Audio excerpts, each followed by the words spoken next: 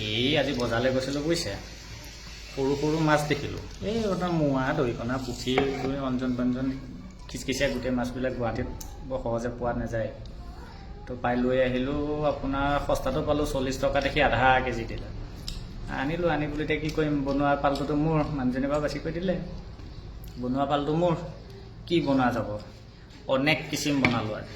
তাকে অকণমান দেখুৱাওঁ বুলি ভাবিলোঁ, আপোনালোকৰ লগতো শ্বেয়াৰ অকণ কৰি চাওঁ বাৰু কেনেকুৱানো লাগে। এই আৰম্ভণিতে আপোনাক দেখুৱাবলৈ লৈছোঁ।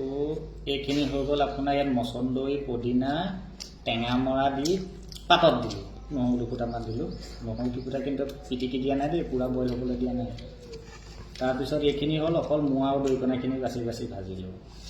এইকেইটা অকণমান এই ভেচেলি মাছ, চন্দা মাছ, অলপ কাঁইট থকা মাছকেইটা যে অকণ দেৰি কৰি আধা ভাজি পেলাই অকণমান খাৰ দি পেলাই লহপহাকৈ দি সেইটো খাৰ ভাজিলোঁ। পুঠি মাছকেইটা অকণ ডাঙৰ ডাঙৰকেইটা ধৰি লওক, আমি অমিতা অকণ খাৰ দি ভাজিলোঁ। বাকী আৰু কেইটামান মাছ থাকিলে, পুঠি মাছ কেইটামান, সেইকেইটাক পাই বোলো পিঁয়াজ চিঁয়াজ দি পেলাই অলপ গুড়া ভাজি এখন বনালোঁ আৰু চাটনি অকণ বনালোঁ, ভোট জলকীয়া অকণ লৈ লৈছোঁ। দাইলৰ নামত আপোনাৰ